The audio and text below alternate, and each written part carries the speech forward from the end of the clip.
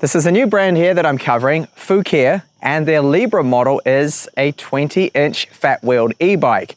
You see, the design of the frame, especially the rear of it, is quite different from others that I've covered. The Libra arrived in a very strong box with plenty of padding around it, really well packaged. I'm impressed of how they've done that because nothing is damaged either.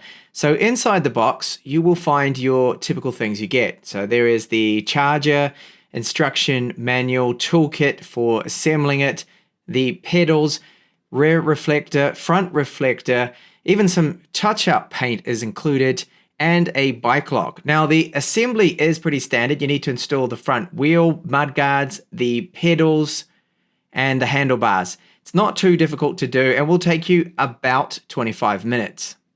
It has this brown seat on the rear of it, which is reasonably comfortable. It has a thin layer of padding, and you can get an optional backrest and foot pegs for this model if you are going to be carrying a passenger on the back.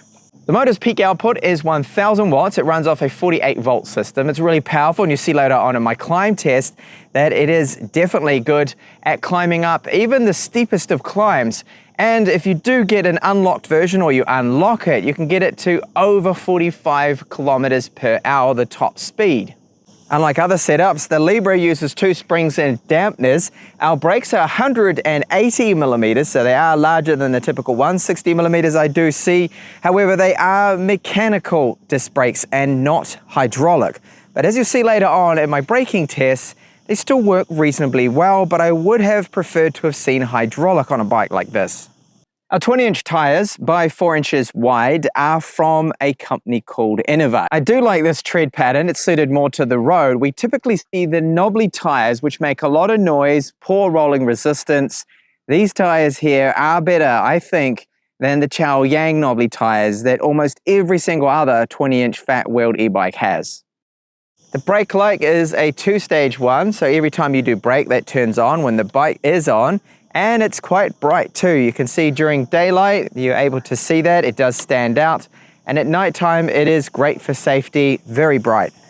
The front headlight, this is powerful. It's got a focal lens in it, and I do find it lights up the path ahead of me when I'm riding at night quite well, and it's good for safety, of course, so no real complaints with this front headlight. I think it's decent. And note that we do have a mounting spot here, a point for a front basket and a rear basket. They do have a kit that they can sell you if you wanted to remove that rear seat, put a basket on the back and then a basket on the front, turning this into more of a very practical cargo type e-bike. And each of the wheels does have reflectors in the spokes. The Libra's front shock has around 50 to 60 millimeters of travel. It cannot be locked out, and there is no adjustable preload. The mudguards, these are plastic, so you don't have to worry about them rusting or getting stone chips. Looking at the finish of the paintwork, the welds, the frame, it is a very solid bike, but the trade-off is it is on the heavy side, so 36 kilos is the total weight of the Libra. The bike's pedals are from Jinya, and it does use a speed sensor, not a torque sensor. The controller for the Libra is located here, so if you did need to replace that, it wouldn't be that difficult at all. There are just 4 screws here over the cover. Remove that, and you've got access to that controller.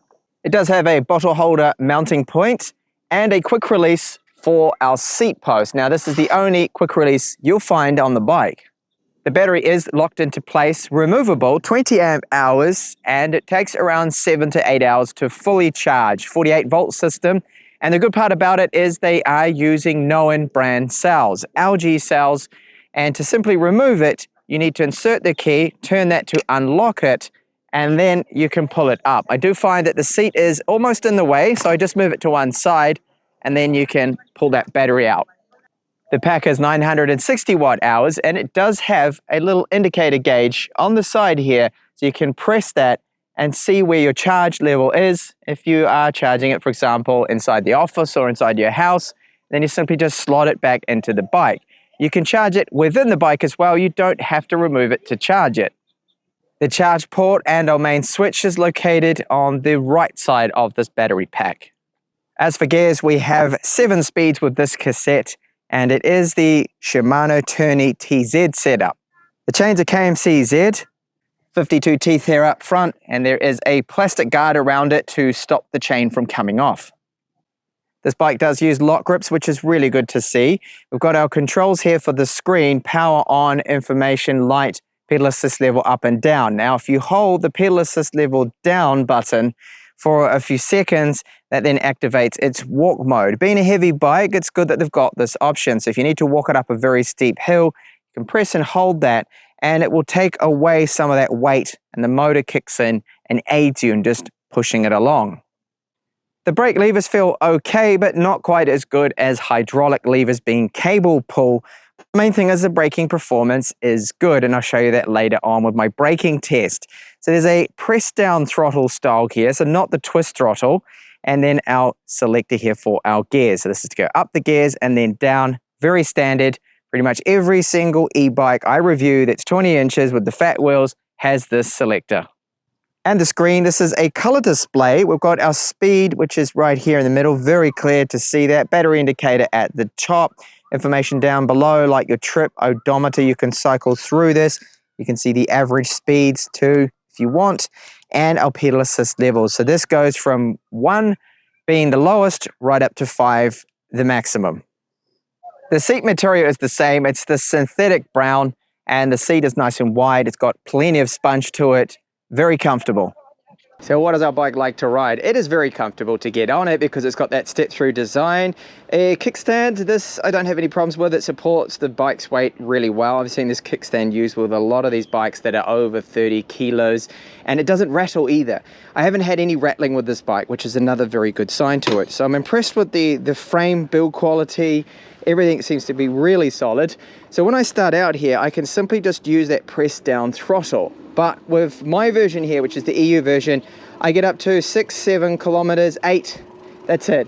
So it's just good for starting out, and then you can start to pedal. So once I take my finger off the throttle, it will then use the speed sensor. When I start to pedal now, that kicks in straight away, and I can go up to, of course, pedal assist level 5 is the maximum, 25 kilometers per hour.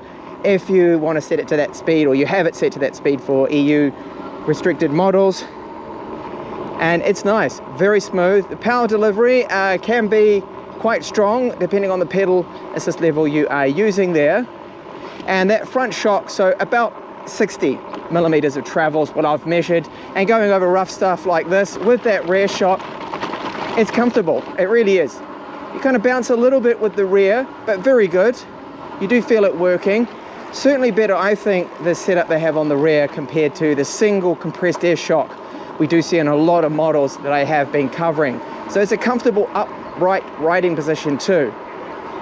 Riding downhill now without the motor helping me, I can get it up to about 32. The screen is telling me 32 kilometers per hour. And if you do have an unlocked version, then of course you can just keep going. So just for this particular test, I have unlocked it. I'm not going to ride on the road, but just in this car park to test out the top speed. So I have it in pedal assist level 5, which is what you need to be in to get that maximum speed.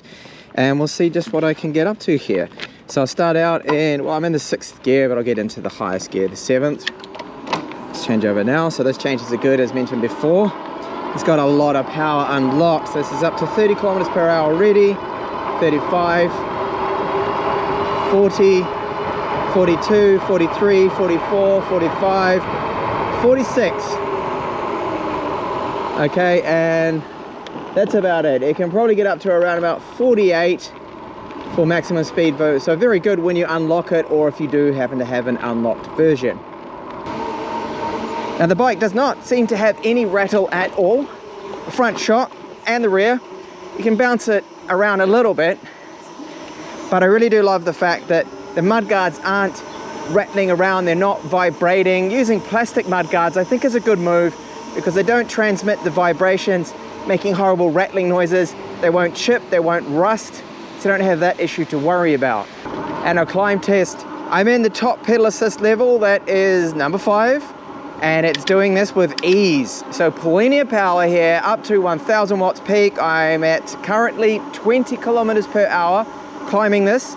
Other e-bikes with similar kind of power will be doing this climb at 16 kilometers per hour. So impressive climbing performance, and I would say that I'm only putting about 15% effort in here or 10. Literally the bike is doing everything else and it's making this climb so easy. Emergency braking test now. So from about 30 kilometers, trying to get it to 30 kilometers per hour from this white post. Wow, very good. It made it before this pillar, which a lot of other bikes don't. So this puts it in almost a top category, which is surprising because it has cable pull mechanical disc brakes. But Fucare did a good thing. They went with 180mm brakes and not 160. So even though they are cable pull, they're pretty good. I'm stopping safely where I need to and really have no complaints, but the lever feel would be a little bit nicer if it was hydraulic. And now some rough ground. So all of these pavers here, they are a lot rougher than they do look on camera. This is all over the place, up and down, and it's pretty smooth. I can feel that front shot working, rear shot also doing something, and it's making this a little smoother. There's a little bit of noise coming from that front shock, but overall it's not too bad.